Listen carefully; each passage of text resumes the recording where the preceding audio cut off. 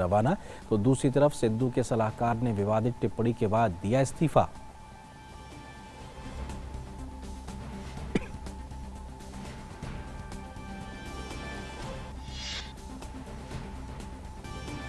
Covid के खिलाफ vaccine की दिशा में भारत का एक और कदम। दवा नियामक प्राधिकरण ने रिलायंस लाइफ साइंसेज की वैक्सीन के फेज 1 के क्लिनिकल ट्रायल को दी मंजूरी। वहीं देश में 50% वयस्क लोगों को दी गई वैक्सीन की पहली डोज।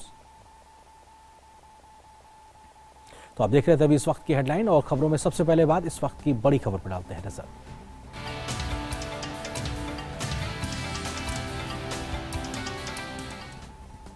बात अफगानिस्तान की। काबुल हवाई अड्डे के बाहर हुए 2 आत्मघाती हमले और बंदूकधारियों द्वारा गोलीबारी में 13 अमेरिकी सैनिक सहित 85 से ज्यादा लोगों की मौत हो गई है, जबकि 150 लोग घायल बताए जा रहे हैं। ये दोनों विस्फोट अफगानियों द्वारा अमेरिकी सैनिकों के नियंत्रण वाले क्षेत्र में घुसने के प्रयास में हुए हैं, जहां अमेरिकी सैनिकों द्वारा तालिबान के कब्जे के बाद इस युद्धग्रस्त देश में आम लोगों को सुरक्षित वापसी कराई जा रही है। ये आत्मघाती हमला हवाई अड्डे के एब्बे द्वार पर हुआ और उसके बाद बंदूकधारियों ने गोलीबारी की। इस्लामिक स्टेट से संबद्ध अफगानिस्तान के ISIS खुरासान ने हवाई अड्डे के बाहर किए गए दोहरे विस्फोटकों की जिम्मेदारी ली है।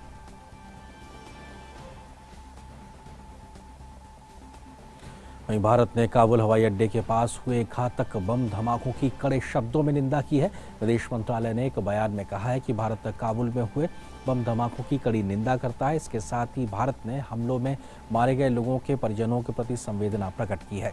मंत्रालय ने कहा है कि हम घायलों के ठीक होने की प्रार्थना करते हैं।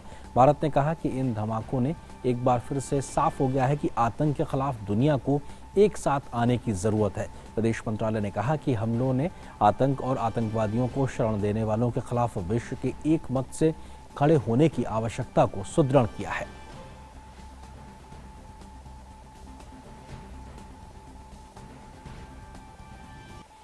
वहीं काबुल में हुए आतंकी हमले में अमेरिका के 13 जवान मारे गए हैं। अपने मारे गए जवानों के सम्मान और अफगानी नागरिकों के प्रति संवेदना प्रकट करने के लिए अमेरिका ने व्हाइट हाउस सहित सभी सार्वजनिक इमारतों और मैदानों में अपना राष्ट्रीय ध्वज आधा झुकाए रखने का ऐलान किया है। व्हाइट हाउस की प्रेस सचिव जेन साकी ने कहा कि 30 अगस्त की शाम तक अमेरिकी झंडा झुका रहेगा। वहीं अमेरिकी राष्ट्रपति जो बाइडेन ने काबुल एयरपोर्ट पर हुए दोहरे बम धमाके के लिए जिम्मेदार लोगों को ढूंढकर सजा देने की बात कही है। साथ ही बाइडेन ने कहा है कि अफगानिस्तान से अमेरिकी नागरिकों और अफगानी सहयोगियों को बाहर निकालने का मिशन जारी रहेगा। I know this. We have a continuing obligation, a sacred obligation to all of you, families of those heroes. That obligation is not temporary, it lasts forever. The lives we lost today were lives given in the service of liberty, the service of security, the service of others, in the service of America. To those who carried out this attack, as well as anyone who wishes America harm, know this: we will not forgive. We will not forget. We will hunt you down and make you pay. I will defend our interests and our people with every measure at my command. We will not be deterred by terrorists. We will not let them stop our mission. We will continue the evacuation. I've also ordered my commanders to develop operational plans to strike ISIS-K assets, leadership, and facilities. We will respond with force and precision at our time, at the place we choose, in the moment of our choosing. Here's what you need to know. These ISIS terrorists will not win. We will rescue the Americans in there. We will get our Afghan allies out, and our mission will go on. America will not be intimidated. वहीं France के राष्ट्रपति Emmanuel Macron ने कहा है कि अफगानिस्तान में स्थिति काफी बिगड़ गई है। उन्होंने कहा कि अफगानिस्तान में फ्रांस के राजदूत सुरक्षा कारणों से वहां नहीं रहेंगे। मैक्रों ने साथ ही कहा है कि फ्रांस के नागरिकों की सुरक्षा को लेकर अफगानिस्तान में तालिबान के साथ बातचीत जारी है। La question de l'Afghanistan. Au moment même où nous exprimons devant vous la situation s'est profondément dégradée aux abords de l'aéroport militaire. Et je veux ici saluer une fois encore l'engagement de nos équipes qui font le maximum pour pouvoir conduire à bien le travail dans lequel nous nous sommes engagés, celui de la solidarité internationale, du droit humanitaire et de la protection de nos ressortissants, des ressortissants de tous les pays amis, mais également de tous les Afghans et de toutes les Afghanes qui doivent être protégés en raison de ce qu'ils sont ou des combats qu'ils mènent. Plusieurs jours, la France, avec d'autres alliés, fait le maximum dans cette situation.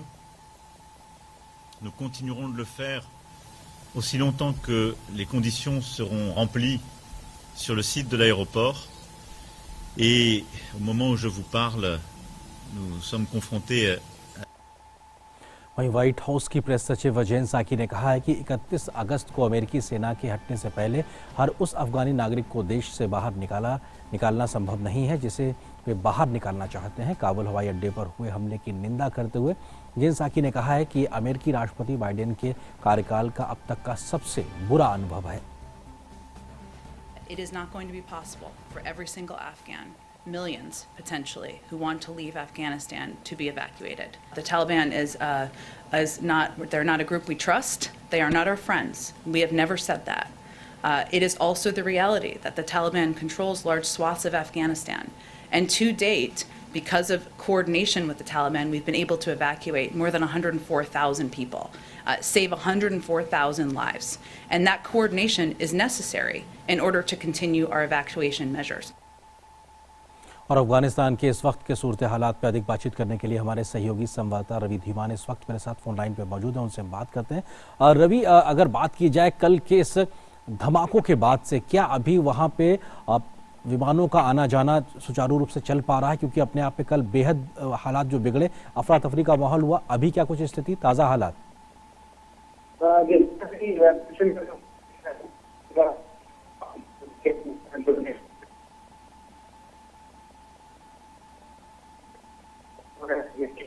बढ़ा दिया है, ये घोषणा कर दी है evacuation process का पूरा हो गया था। उसके बाद इवैक्यूएशन में कितने लोग ब्रिटेन के आ रहे हैं उनको वो इवैक्यूएट कर लेंगे, इवैक्यूएट नहीं आएंगे। कहीं न कहीं और धमाकों की इंटेलिजेंस इनपुट है वो इंटेलिजेंस है और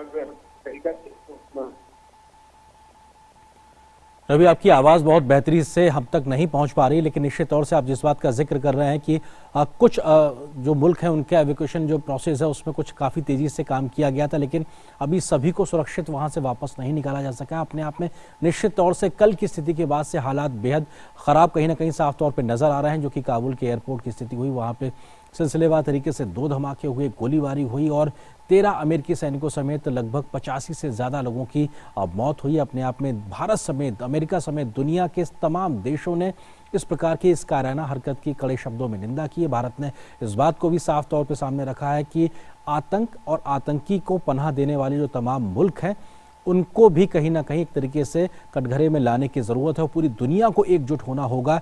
और ये भारत ने जो रिएक्शन दिया था हम उसका जिक्र कर रहे हैं। घायलों के जल्द स्वस्थ होने की कामना भी की थी। धमाकों से एक बार फिर से साफ हुआ है कि आतंक के खिलाफ दुनिया को एक साथ आने की ज़रूरत है। भारत हर वैश्विक मंच पर इस बात को पुरजोर तरीके से रखता रहा है। आतंक और आतंकवादियों को जो शरण देने वाले लोग हैं उनके खिलाफ भी विश्व के एक मत से खड़े होने की ज़रूरत है। निश्चित तौर से ये तमाम ऐसे मुल्क हैं जो आतंकी विचारधारा को पनाह देते हैं।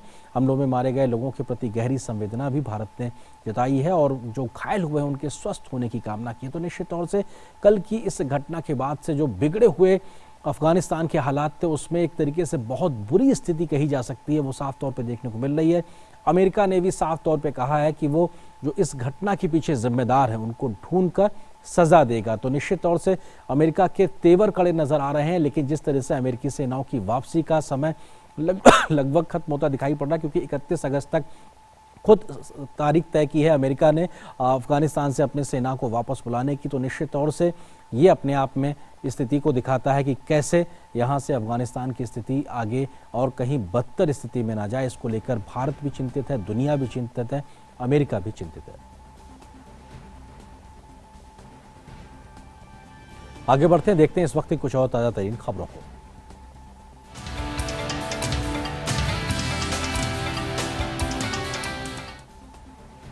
और बात कांग्रेस की करते हैं। छत्तीसगढ़ की कांग्रेस पार्टी में इस समय जबरदस्त कलह का माहौल दिखाई पड़ रहा है। वहां मुख्यमंत्री पद को लेकर भूपेश बघेल और टीएस सिंहदेव के बीच की खींचतान लगातार तेज होती दिखाई पड़ रही है। आज फिर से एक बार मुख्यमंत्री भूपेश बघेल को राहुल गांधी के निर्देश पर उनसे मिलने दिल्ली आ रहे हैं। इससे पहले अभी हाल ही में छत्तीसगढ़ सरकार में स्वास्थ्य मंत्री टीएस सिंहदेव ने राहुल गांधी से मुलाकात कर अपनी बात सामने रखी थी, लेकिन इस बार बघेल के समर्थक विधायकों ने दिल्ली में डेरा डाल लिया है। तकरीबन 50 विधायकों के साथ आज मुख्यमंत्री दिल्ली में राहुल गांधी से मुलाकात करेंगे। केसी वेणुगोपाल जी का मेरे पास मैसेज आया था, आज राहुल जी से मुझे मिलना है, तो उनके निर्देश पर मैं वापस दिल्ली जा रहा हूँ। मुझे बुलाया गया इसलिए जा रहा हूँ, कोई बिना बुलाए अपने नेता से मिलने गए हैं। देखिए, कोरोना काल के कारण से दिल्ली भी वैसे कोई जाना नहीं हो पाया। अब उसके बाद अभी गए हैं तो सब लोग अपने नेता से मिलेंगे। हमारे सहयोगी अजय विक्रम सिंह इस खबर पर अधिक बातचीत करने के लिए हमारे साथ में मौजूद, उनसे हम जुड़ते हैं।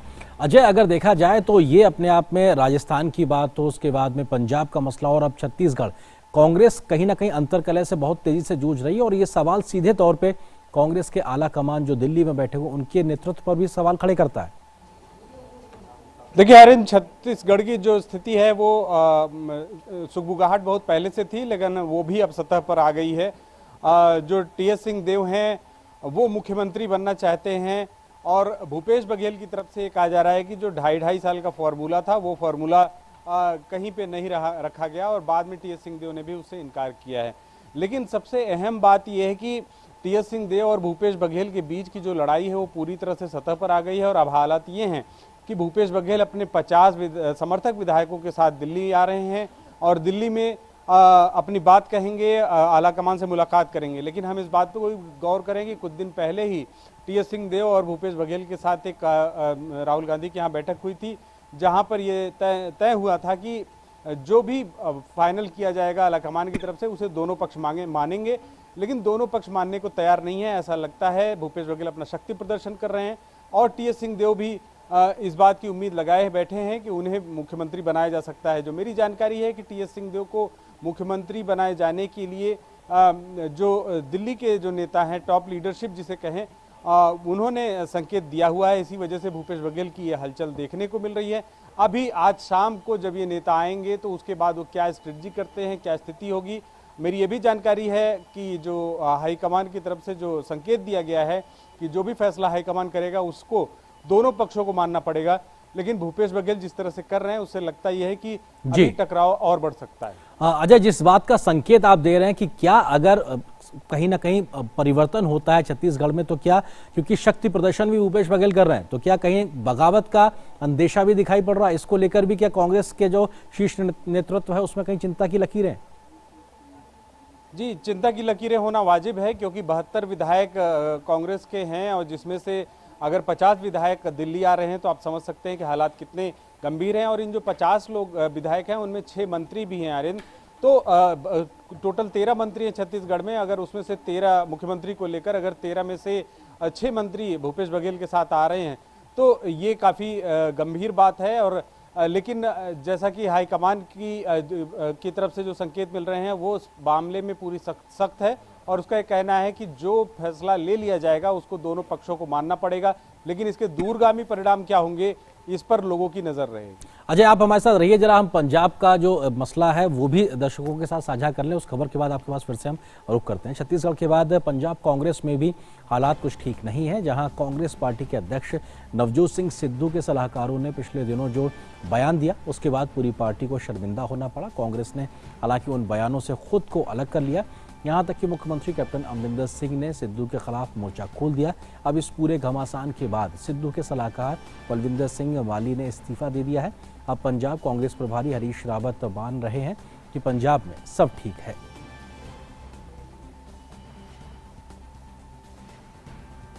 सलाहकार ने जो कुछ कहा है वो हमको कतई कांग्रेस को एक्सेप्टेबल नहीं है। और क्योंकि उन्होंने ये कह दिया है कि इसका सलाहकार के रूप में मैंने ये बयान नहीं दिया है, तो बात खत्म है। हमारे सहयोगी अजय विक्रम लगातार हमारे साथ में बने हुए हैं। अजय, जो बात हरीश रावत कह रहे हैं बात खत्म हो गई, क्या सच में बात खत्म हो गई? क्योंकि ये बात कई बार, या कहा जाए ये बयान कई बार दिया गया कि पंजाब का समस्या खत्म हो गई है, सब कुछ ठीक हो गया है। आर्यन, मुझे तो लगता है कि अभी बात अभी और दूर तक लग जाएगी। जिस तरह की स्थितियां हैं, अगर जिस तरह से सिद्धू के सलाहकार ने ये बात कही है और वो ये कह रहे हैं कि हरीश रावत ये कह रहे हैं कि या तलविंदर ने भी ये कहा है कि वो निजी हैसियत से बात कहे हैं, तो जब आप किसी राजनीतिक पद पर होते हैं और राजनीतिक व्यवस्था में होते हैं तो निजी बयानों के भी मतलब राजनीतिक ही निकाले जाते हैं। और अमरिंदर सिंह पर हमला करना, और उसमें उनके बयान को अगर हम गौर से सुने तो उन्होंने इंदिरा गांधी पर भी हमला किया है। तो इस लिहाज से अगर आप देखिए तो कांग्रेस ने हालांकि इससे खुद को अलग कर लिया है। अब ये पंजाब के भीतर जो गुट हैं, गुटों की लड़ाई पार्टी की आइडियोलॉजी से भी अलग अलग चीज़ों में सामने आ रही है। तो ये बहुत विचित्र सी स्थिति है। सबसे अहम बात आर्यन ये देखना है कि पंजाब में चुनाव करीब हैं, वहाँ पर उनका एक इतिहास रहा है कि जब भी कोई क्षेत्रीय दल किसी भी राज्य में आया है जहाँ पर कांग्रेस और बीजेपी की सीधी लड़ाई रही है और क्षेत्रीय दल आया है और वो क्षेत्रीय दल कांग्रेस की ही कीमत पर आगे बढ़ा है। जितने भी आप राज्यों को देखिए, पंजाब में आम आदमी पार्टी अपना जिस तरह से प्रभाव बढ़ा रही है, भारतीय जनता पार्टी अपना प्रभाव बढ़ा रही है, वो उस प्रभाव को देखते हुए आगामी चुनाव में कांग्रेस को अगर समय रहते अपनी स्थितियों को नियंत्रित नहीं किया तो निश्चित तौर पर गंभीर परिणाम भुगतने पड़ेंगे। सिद्धू को जरूर आला कमान का एक तबका है जिसने सहयोग दिया, जिसके बाद सिद्धू आज बैठे हुए हैं, लेकिन सिद्धू का वो स्थिति नहीं है। उनके खुद के बयान पहले के इतने खराब बयान रहे हैं कि जिसकी वजह से पार्टी को शर्मिंदा होना पड़ा है। तो उनके सलाहकार ने जब खराब बयान दे दिया तो इसमें कोई आश्चर्यचकित होने की बात नहीं है। शुक्रिया अजय, इन तमाम खबरों को हमारे साथ विस्तार से बात करने के लिए। निश्चित तौर से ये तमाम जो राज्यों में जो कांग्रेस की जो अंतर्कलह है, कहीं ना कहीं दिल्ली में बैठे शीर्ष नेतृत्व पे सवाल खड़ा करता है कि आखिर वो इस सब जो बगावत है उसको दबा क्यों नहीं पा रहा है। शुक्रिया अजय हमारे साथ जुड़ने के लिए।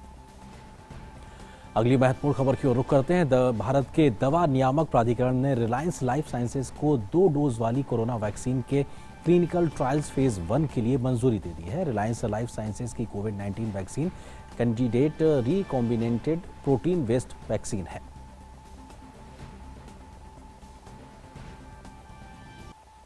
और देश में कोरोना के खिलाफ जारी जंग में टीकाकरण अभियान तेज गति से जारी है। देश में 2 दिनों से लगातार करीब 80 लाख कोविड टीके दिए जाने के कारण टीकाकरण अभियान को काफी बल मिला है। देश में अब तक 61 करोड़ 22 लाख 8 हजार से ज्यादा कोविड टीके दिए जा चुके हैं। पिछले 24 घंटे में करीब 80 लाख टीके दिए गए हैं।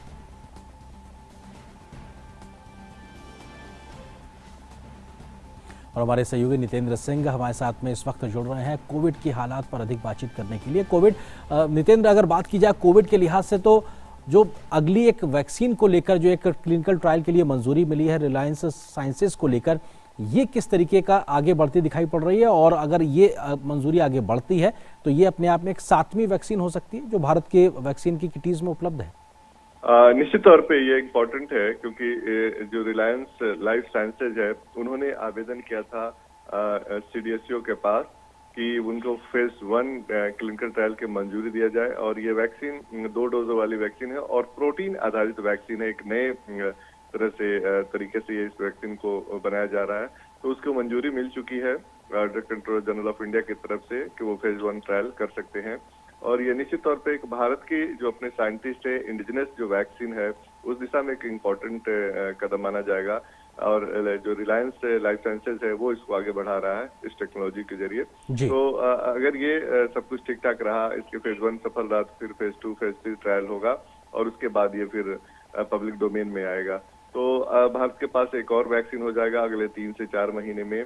साथ ही साथ इम्पोर्टेंट ये भी है कि जो ये वैक्सीन है प्रोटीन आधारित है, तो एक नए जैसे कि जायडस का वैक्सीन DNA आधारित था और जो भारत बायोटेक का वैक्सीन है वो अलग कैटेगरी के मतलब जिंदा वायरस को डिटेक्ट करके उस वैक्सीन को बनाया जा रहा था। तो अलग अलग प्लेटफॉर्म पे अलग अलग तरीके से अपने साइंटिस्ट इस पे रिसर्च करके वैक्सीन बना रहे हैं ताकि जो कोरोना का जो वायरस है अगर ये म्यूटेट भी करता है या इसके नए वेरिएंट भी आते हैं तो उस सब पे प्रभावी हो।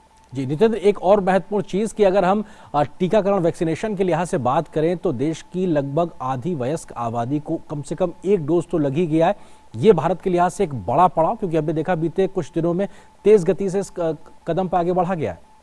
जी बिल्कुल, बहुत ही बड़ी उपलब्धि है ये, क्योंकि 50% जो एलिजिबल जिसको बोलते हैं कि जिनको 18 साल से अधिक उम्र के जिन लोगों को टीका लग रहा है, उनमें जो लोग हैं उनमें 50% लोगों को लग गया है। तो एक बहुत बड़ी अचीवमेंट माना जाएगा।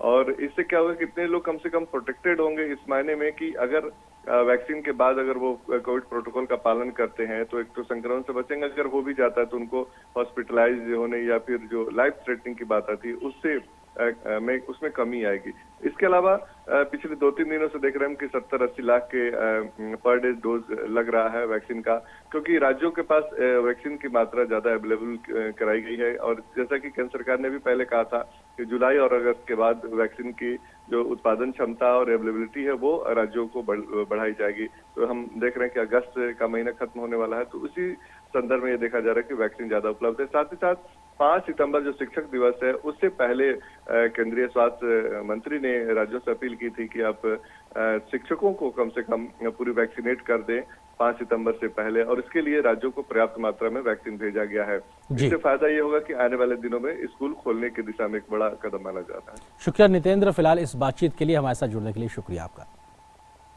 और मिड डे प्राइम में फिलहाल एक छोटे से ब्रेक के लिए रुकते हैं।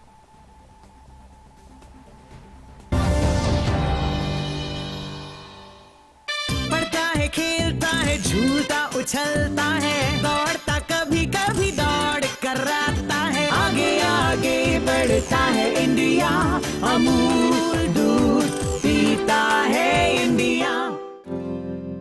आओ बच्चों तुम्हें सिखाए भाषा स्वाभिमान की, आत्मनिर्भर बनेगा भारत, बातें होगी शान की। आत्मनिर्भर हम, आत्मनिर्भर हम। बच्चों, मैं भी आत्मनिर्भर बनूंगी, पर कैसे? लोहा तांबा खनिज मिले सब इस धरती के आंगन में, इतना आशीर्वाद छुपा है इस धरती के कण कण में। हर एक जरूरत अपनी खुद ही जब पूरी कर पाएंगे, आत्मनिर्भर भारत की हम तब बुनियाद बनाएंगे। आत्मनिर्भर हम। संकल्प है हमारा कि धरती के ये आशीर्वाद हम देश की सेवा में ला सकें, देश की जरूरतों के लिए, एक आत्मनिर्भर भारत के लिए। वेदांता। और मिड डे प्राइम में इस छोटे से ब्रेक के बाद आगे बढ़ते हैं, देखते हैं कुछ इस वक्त की और राष्ट्रीय महत्व की खबरों को।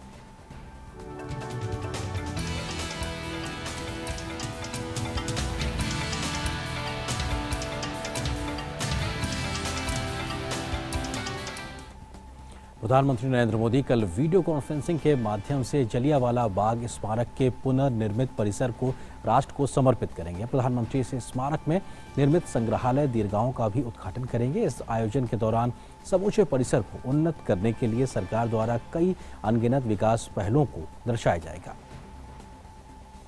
प्रधानमंत्री नरेंद्र मोदी शुक्रवार को जलियांवाला बाग स्मारक के पुनर्निर्मित परिसर को राष्ट्र को समर्पित करेंगे। नए परिसर में 4 संग्रहालय दीर्घाओं का निर्माण किया गया है, जिसमें उस अवधि के दौरान पंजाब में घटी घटनाओं को दिखलाया गया है। श्रव्य दृश्य प्रौद्योगिकी का उपयोग कर मैपिंग और 3D चित्रण के जरिए कला एवं मूर्तिकला की स्थापना को दिखलाया जाएगा।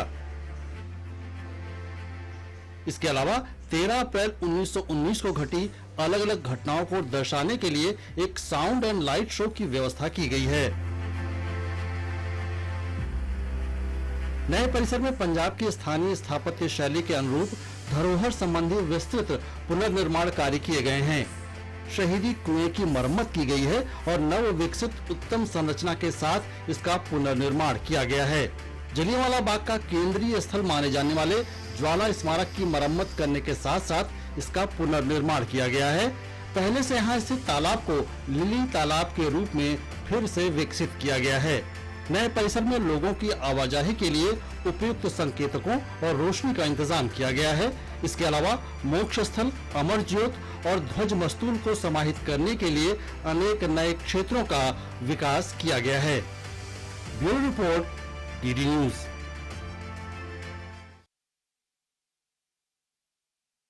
पूर्ण योगदान अदा किया, इसको बताने की जरूरत नहीं, क्योंकि हर कोई जानता है। तो कुछ तरीके से इस पूरे ऐतिहासिक विरासत को दोबारा से पुनर्विकसित किया गया। उसकी कुछ तस्वीरें हम आपको इस वीडियो वॉल पे दिखाते हैं कि आखिर कैसे नए जलियांवाला बाग को एक तरीके से सजाया गया है। और ये तस्वीरें बताती हैं कि उस जो हमारी यादें हैं आज़ादी से जुड़ी हुई, उनको कैसे सहेज कर नए तरीके से नई पीढ़ी को तक पहुंचाने की कोशिश की गई है। ये वो तस्वीरें हैं जिसको एक संग्रहित किया गया है।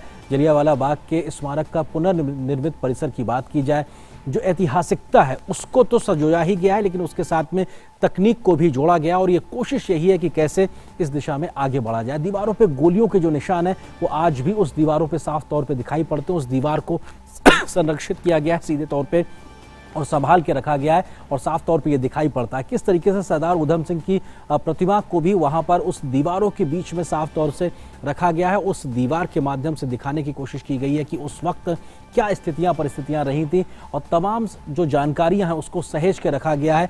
तकनीक के आधार पर इस्तेमाल करते हुए नए तरीके से तकनीक के आधार पर आज के लोगों को बताने की कोशिश की गई है। मोक्ष स्थल है और जलियांवाला बाग का, जहां पर उस विरासत को बहुत सलीके से सहेजा गया है, उसका पुनर्विकास किया गया है, वहाँ पे नए तरीके से उसको स्थापित किया गया है और साथ ही साथ हेरिटेज एली की भी जो तमाम जो यादें हैं वो भी यहाँ पर सहेज के रखी गई हैं। कैसे लोग वहाँ पर पहुँचे थे और उस वक्त क्या कुछ त्रासदी बीती जलियांवाला बाग में, उसको सहेजा गया है बहुत खूबसूरती के साथ में। लाइट एंड साउंड का भी वहाँ पे व्यवस्था की गई है और उस मुख्य प्रतिमा के साथ में, और ये भव्य तस्वीरें शाम के नज़ारे में बेहद खूबसूरती से दिखाई पड़ती हैं और ये केंद्रीय प्रांगण है जिसका एक विहंगम दृश्य साफ तौर पे दिखाई पड़ रहा है। कैसे वहाँ पे बागवानी को बहुत खूबसूरती के साथ में रखाया गया है। ये एरियल व्यू भी आप देख सकते हैं किस तरीके से वहाँ पे सजाया गया है, संवारा गया है और बागवानी को बेहतर किया गया है। वहाँ पे जो पेड़ थे उनको संरक्षित किया गया है और ये पूरा इलाका जो जहाँ पे आसपास शहर भी दिखाई पड़ रहा है और बीच में जलियांवाला बाग और उस वक्त की जो तमाम यादें हैं, भले ही वो कड़वी यादें हैं, लेकिन उनको सहेज के रखा गया अगली पीढ़ी को बताने के लिए। और इसका कल प्रधानमंत्री नरेंद्र मोदी उद्घाटन करेंगे और वीडियो कॉन्फ्रेंसिंग के माध्यम से इन तमाम चीज़ों को आखिर लेकर आया जाएगा और कोशिश ये की जा रही है कि कैसे जलियांवाला बाग की जो पूरी कहानी है उसको नए तरीके से देश के सामने रखा जाए।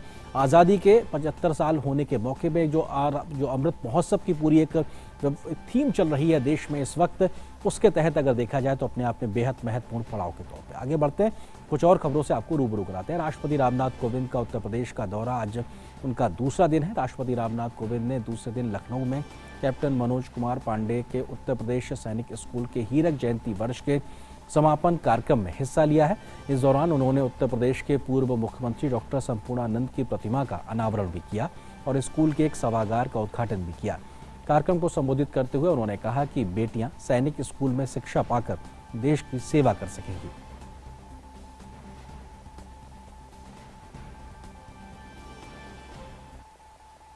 सैनिक स्कूल में बेटियों की शिक्षा मिल सके, उनको अवसर मिल सके, ये एक बहुत बड़ी सोच है।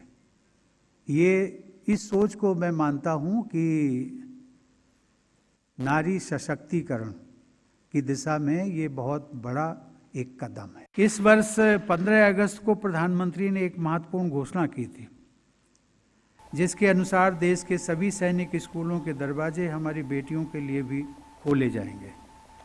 परंतु यह विशेष रूप से सराहनीय है कि यूपी सैनिक स्कूल ने यह निर्णय आज से 3 वर्ष पहले ही ले लिया था। यह पहला सैनिक स्कूल होगा जहां की बेटियां इस वर्ष एनडीए की परीक्षा में भाग लेंगी। इस तरह अब इस परिसर से वीरों के साथ वीरांगनाएं भी भारत माता की सेवा के लिए तैयार होकर निकलेंगे। आज़ादी के अमृत महोत्सव के तहत सूचना प्रसारण मंत्रालय पूरे देश में आइकॉनिक वीक मना रहा है। इसी श्रृंखला में आज सूचना एवं प्रसारण मंत्री अनुराग सिंह ठाकुर और केंद्रीय पर्यटन एवं संस्कृति मंत्री जी किशन रेड्डी ने दिल्ली में राष्ट्रीय विज्ञान केंद्र में मेकिंग ऑफ द कॉन्स्टिट्यूशन विषय पर एक वर्चुअल फोटो प्रदर्शनी का शुभारंभ किया। कार्यक्रम में भारतीय संविधान का निर्माण और आज़ादी के जज्बे से जुड़ी फिल्मों का भी एक कोलाज लॉन्च किया गया। वहीं इसके साथ ही कार्यक्रम में Chitranjali eight 75 virtual film poster प्रदर्शनी का भी उद्घाटन किया गया। कार्यक्रम में सूचना प्रसारण राज्य मंत्री एल मुरुगन, विदेश राज्य मंत्री मीनाक्षी लेखी और संसदीय कार्य राज्य मंत्री अर्जुन राम मेघवाल भी उपस्थित रहे। इस अवसर पर सूचना प्रसारण मंत्री अनुराग सिंह ठाकुर ने कहा कि ई फोटो प्रदर्शनी के जरिए देश के युवा संविधान में दिए गए अधिकारों और कर्तव्यों को समझ सकेंगे। आज के युवाओं के बीच में जब भारत आज़ादी के 75 वर्ष मना रहा है तो हम उनके बीच में ई फोटो एग्जीबिशन लेकर जा रहे हैं ताकि वो जान सकें संविधान बनाने की प्रक्रिया क्या थी। और कहीं ना कहीं हमारे आज के युवाओं को न केवल संविधान को पढ़ने का, समझने का, जानने का अवसर मिलेगा, संविधान में उनके लिए अधिकार क्या है, जहां एक और वो अपने अधिकारों को जान पाएंगे, वहीं पर उनका कर्तव्य क्या है, शायद इस भाव को जगाने का अवसर भी मिलेगा। इस अवसर पर केंद्रीय पर्यटन एवं संस्कृति मंत्री जी किशन रेड्डी ने कहा कि ये प्रमुख विषय है कि 2047 में जब देश की आज़ादी को 100 साल पूरे होंगे तब भारत कैसा होना चाहिए। उन्होंने कहा कि 2047 में हमारा भारत शक्तिशाली बनकर उभरे, ये हमारा लक्ष्य होगा। हमारा देश, भारत देश 2047 में दुनिया के सामने, जनता के सामने किधर ठहरना है, किधर पहुंचना है, व्हाट इज द मंजिल, दुनिया में अपना भारत एक शक्तिशाली भारत बनकर उभर के आना, यह हमारा लक्ष्य होगा। ये 25 साल सभी नौजवान से मैं भारत सरकार की ओर से मैं अनुरोध करना चाहता हूं, ये भारत ये 25 साल में किधर जाना चाहिए, किधर पहुंचना चाहिए, क्या लक्ष्य है, इसी विषय पर सभी नौजवान सोचना चाहिए। और रास्ते पे देश को आगे ले जाने के लिए नरेंद्र मोदी जी का जो अपील है, जो लक्ष्य है, उसके लिए सभी लोग मिलजुल कर, सिद्धांत से उठकर, राजनीति से उठकर, प्रांत से उठकर, भाषा से उठकर सब मिलजुल कर आगे काम करना चाहिए। इस कार्यक्रम में सूचना और प्रसारण मंत्रालय में सचिव अपूर्व चंद्र ने कहा कि आज़ादी के 75 वर्ष पूरा होना एक मील का पत्थर है। प्रधानमंत्री नरेंद्र मोदी इससे जुड़ी धरोहर को युवाओं तक पहुंचाना चाहते हैं। किसी भी देश के लिए 75 वर्ष आज़ादी के पूरे होना एक बहुत बड़ा माइलस्टोन है। हमारा देश 75 वर्ष की जो एक माइलस्टोन है, ये हम पूरा कर रहे हैं। इसके लिए माननीय प्रधानमंत्री ने हमारे को जो निर्देश दिए कि हमारी जो धरोहर है, ऐतिहासिक धरोहर है 75 साल की, इसको हमारे यूथ को ये पहुंचाना है।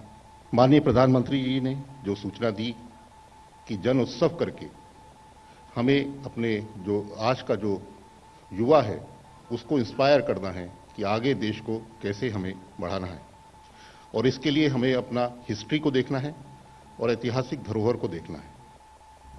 केंद्रीय वित्त मंत्री निर्मला सीतारमण 2 दिन के त्रिपुरा के दौरे पर अगरतला पहुंची हैं, जहां उन्होंने मुख्यमंत्री विप्लव देव से मुलाकात की है। अपनी यात्रा के दौरान वित्त मंत्री आज 151 करोड़ रुपए मूल्य की 11 विकास परियोजनाओं का उद्घाटन करेंगी।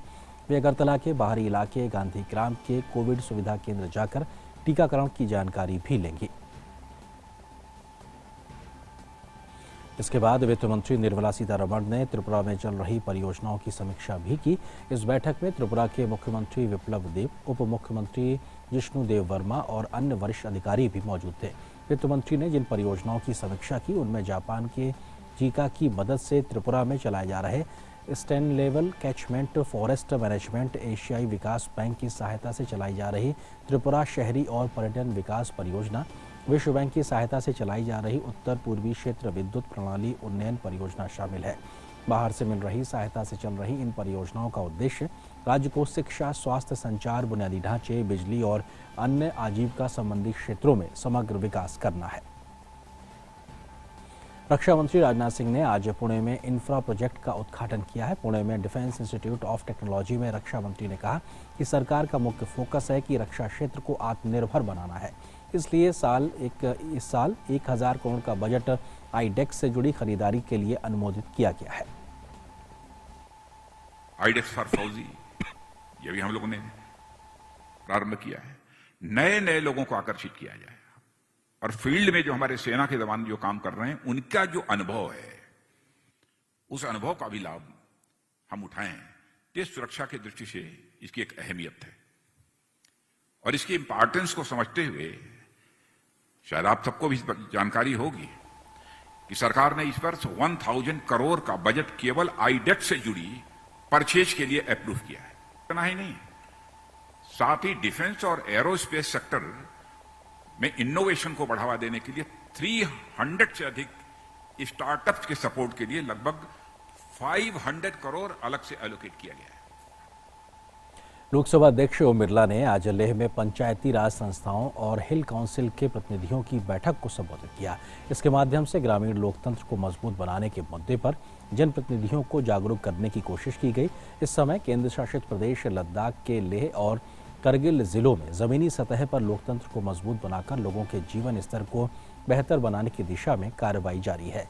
ऐसे में संसदीय समितियां लगातार लद्दाख के दौरे कर क्षेत्र में विकास को तेजी दे रही हैं।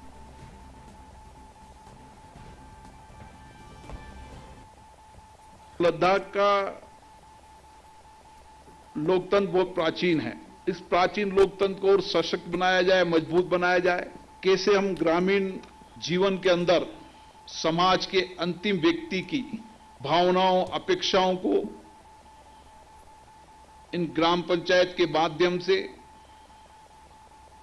बीडीसी के माध्यम से, काउंसिल के माध्यम से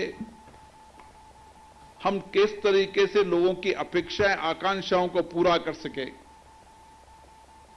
इसकी एक व्यापक कार्य योजना बनाने की आवश्यकता है। आगे बढ़ते हैं, देखते हैं खेल जगत की क्या है आज की बड़ी खबरें।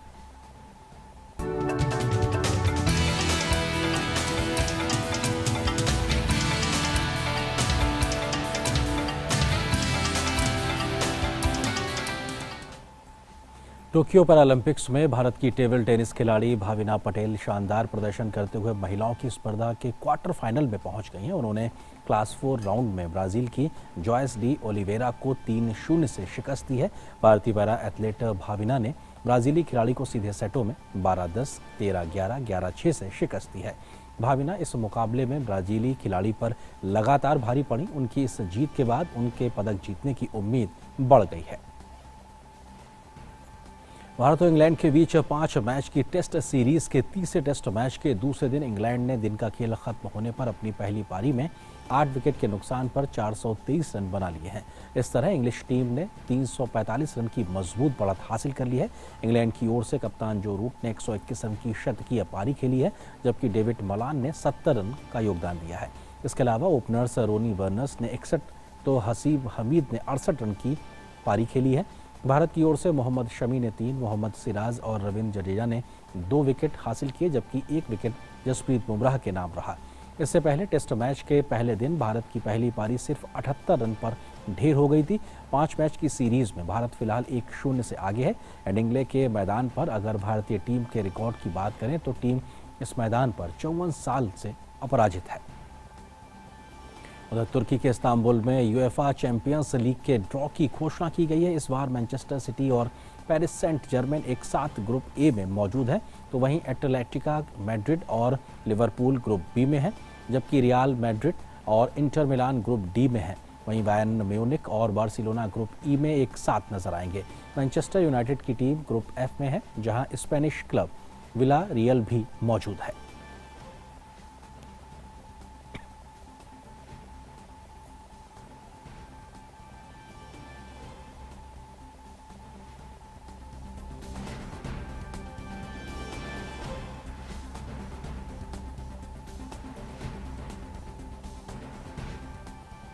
और बात उन खबरों की जो दुनिया भर में सुर्खियां बनी हुई हैं।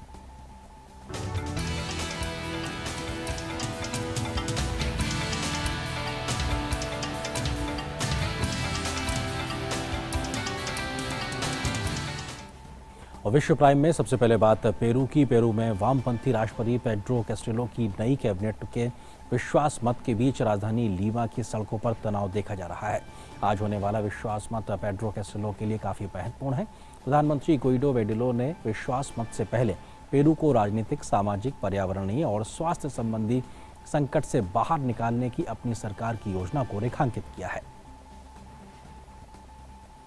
कैरेबियाई देश हैती में भूकंप से मची तबाही पर अमेरिकी एजेंसी फॉर इंटरनेशनल डेवलपमेंट की प्रशासक सामांता पावर ने हैती को $32 मिलियन की आर्थिक सहायता देने की घोषणा की है। कैरेबियाई देश हैती इस महीने की शुरुआत से भूकंप की मार झेल रहा है, जिसके कारण 2000 से अधिक लोगों की मौत हो गई और कई मकान क्षतिग्रस्त हो गए। भूकंप के बाद अस्पतालों को भी नुकसान हुआ है। कैलिफोर्निया के साउथ लेक ताहो के जंगलों में लगी आग तेजी से फैल रही है, जिस कारण इस आग को फैलने से रोकने के लिए अग्निशमन कर्मियों को दिक्कतों का सामना करना पड़ रहा है।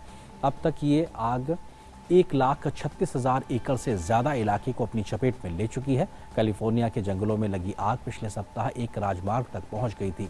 अब ये अधिक आबादी वाले क्षेत्रों के नजदीक पहुंच गई है, जिससे कि खतरा और ज्यादा बढ़ गया है। लेकिन अग्निशमन दल आग पर काबू पाने की कोशिश में लगातार जुटा हुआ है।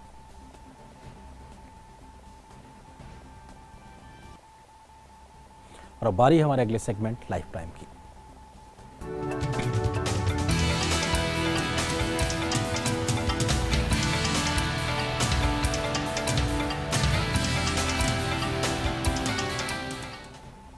साल 2021 के अंतर्राष्ट्रीय सेना खेल रूस में शुरू हो गए हैं। इस दौरान दर्जनों टैंकों की भीड़ में 2 कलाकारों का एक टैंक के ऊपर बैले डांस करते हुए वीडियो आकर्षण का केंद्र बना हुआ है। टैंक पर एक जोड़े ने स्वान लेक डांस का बेहतरीन प्रदर्शन किया है। बड़ी बात यह थी कि महिला बैले डांसर के साथ डांस करने वाला पुरुष साथी बेलारूसी सेना का सैन्यकर्मी है, जो कि टैंक ड्राइवर था। देखिए, इस तरह की बैले डांस में ट्रेंड फीमेल डांसर्स को बेहद शानदार तरीके से सपोर्ट किया। इस टैंक के ऊपर बेलारूस का झंडा भी लगा था।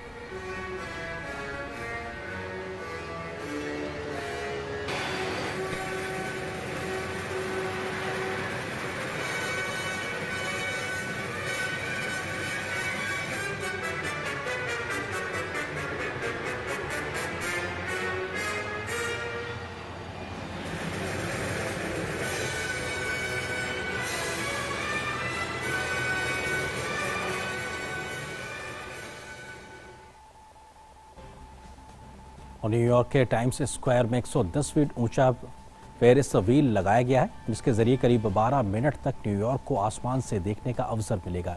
यह आकर्षण रोज दोपहर से आधी रात तक चलेगा। टिकट की कीमत $15 और $35 के बीच होगी, जिन्हें ऑनलाइन या आसपास के कियोस्क से खरीदा जा सकता है।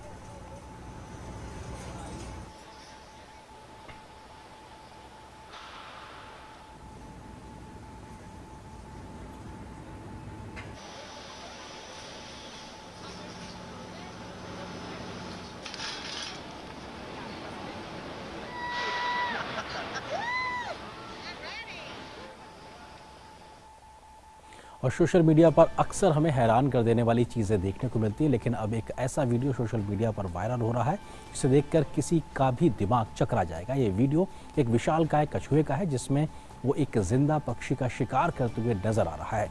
दरअसल ऐसा पहली बार है जब सेशल्स के विशालकाय कछुए को शिकार करते हुए देखा गया है। कछुए के शिकार करने की पूरी घटना कैमरे में कैद हो गई। ये कछुआ एक छोटी चिड़िया पर हमला करता है और फिर उसे खा जाता है। ये वीडियो इस वजह से चर्चा का विषय बना हुआ है क्योंकि अभी तक कछुए की प्रजाति को शाकाहारी ही माना जाता है।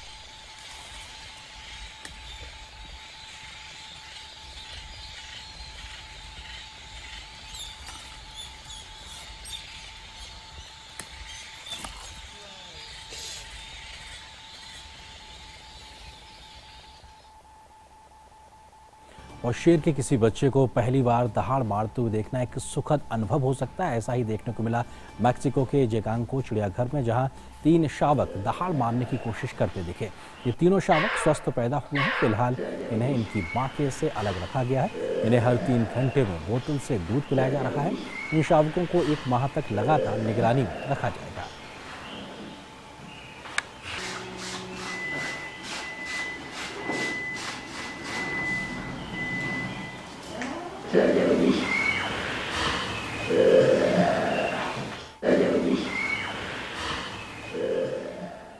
इन्हीं कुछ रोचक तस्वीरों के साथ फिलहाल मिड डे प्राइम के इस अंक में इतना है, लेकिन डेली न्यूज़ में खबरों का सफर लगातार जारी है। नमस्कार।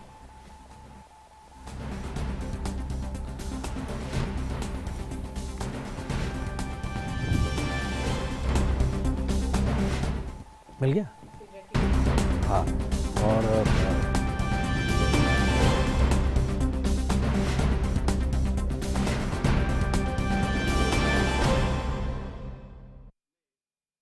मिड डे प्राइम के प्रायोजक थे वेदांता, देश की जरूरत के लिए, आत्मनिर्भर भारत के लिए।